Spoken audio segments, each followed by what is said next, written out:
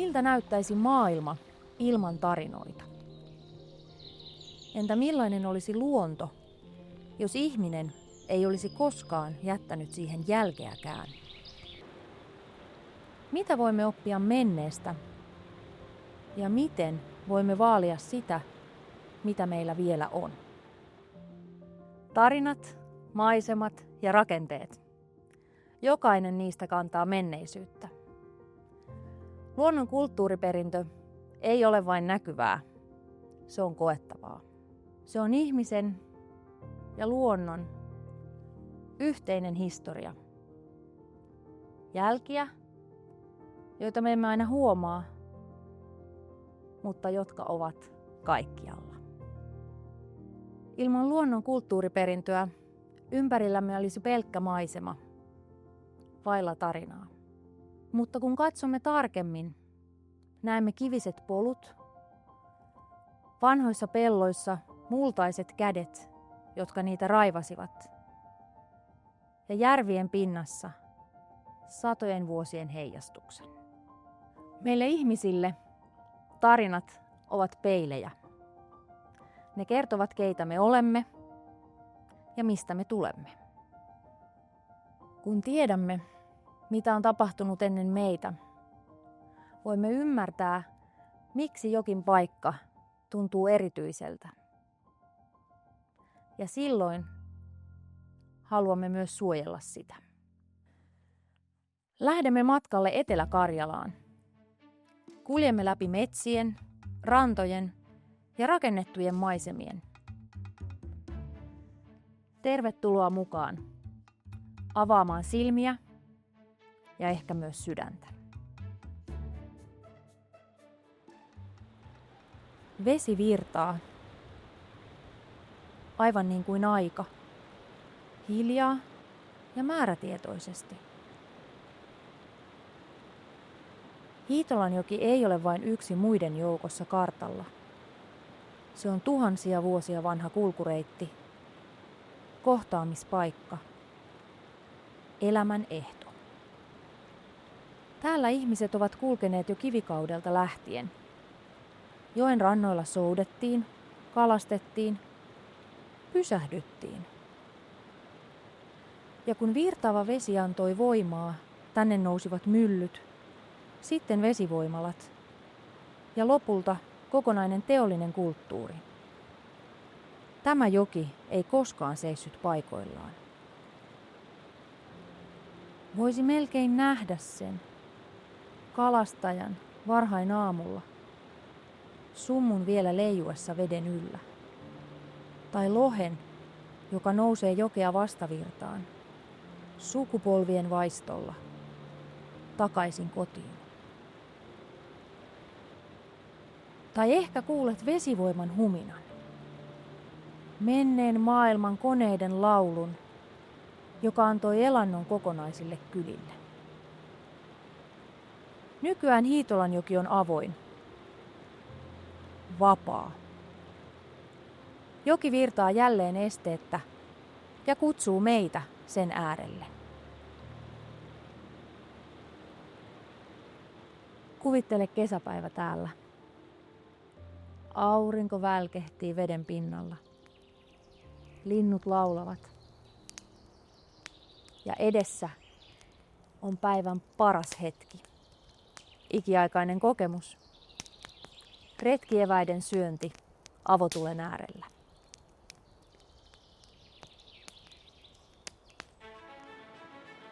Hiitolanjoki on pala elävää kulttuuriperintöä, mutta se on myös mahdollisuus.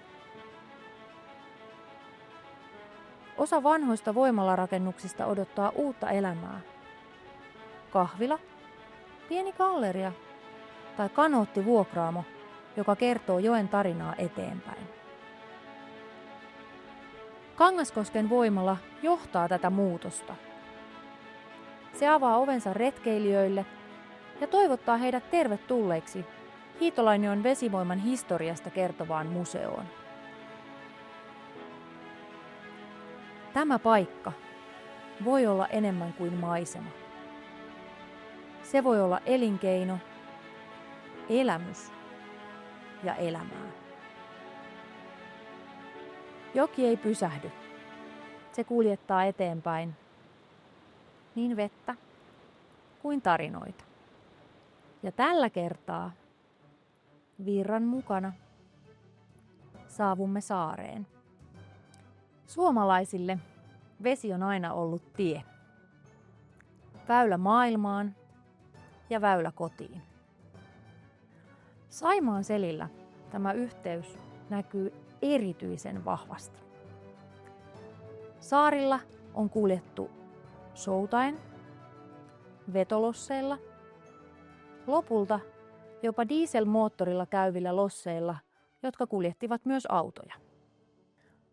Talvisin, kun jää sitoi veden, matkaa jatkettiin hiihtäen, hevosella tai reellä. Jokainen ylitys kertoo samasta asiasta. Meidän ja veden yhteiselämästä. Muukonsaari on yksi monista, mutta sillä on oma tarinansa. Täälläkin on asuttu. Jätetty merkkejä maanviljelyksestä ja metsän käytöstä. Rakennettu rantoja ja raivattu peltoja.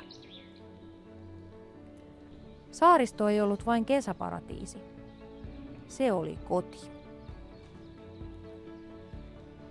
Mutta kyllä, täällä osattiin myös levätä. Muukonsaari on vuosikymmeniä ollut virkistysalue ja sen kehittäminen jatkuu yhä.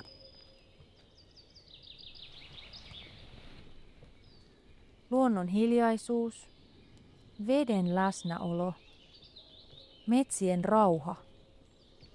Ne ovat perintö, jota halutaan säilyttää tulevillekin sukupolville. Jatkamme matkaa. Rannan kaiku paimenee ja vene työntyy jälleen vesille.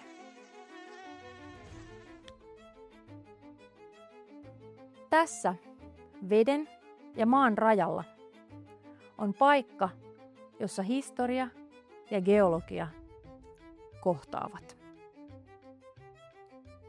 Sarviniemi lepää toisella salpausselällä, jääkauden muodostamalla harjulla, jonka synty ulottuu tuhansien vuosien taakse.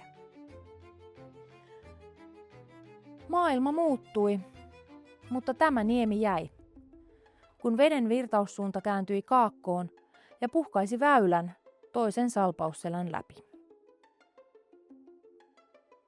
Tässä kulkee Saimaan päävirtaus. Rastinvirta johdattaa veneilijät syväväylää pitkin kohti kanavaa ja edelleen Savoon. Sarviniemi ei ole sivussa, vaan keskellä virtaa. Kulkemisen reitit sekä vedessä että maalla kohtaavat täällä. Täällä sijaitsi aikanaan Suur-Saimaan lomakeskus, monelle suomalaiselle tuttu kesänviettopaikka, jossa arki jäi taakse ja luonto tuli lähelle. Nykyään Sarviniemi on yhä kohtaamisten paikka. Veneväylät risteävät, pyöräilijät pysähtyvät ja rastilautta palaa kotisatamaansa. Se on solmukohta. Ei vain reiteille, vaan myös kokemuksille. Ja kun virrat rauhoittuvat ja polut hiljenevät, Sarviniemessä kuuluu jälleen se tärkein ääni. Luonnon hiljaisuus. Ehkäpä juuri täällä on hyvä pysähtyä hetkeksi. Ja jatkaa sitten, minne ikinä tarina kuljettaakaan.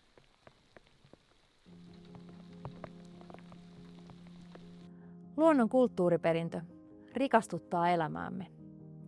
Tarinoiden, maisemien ja muistojen kautta.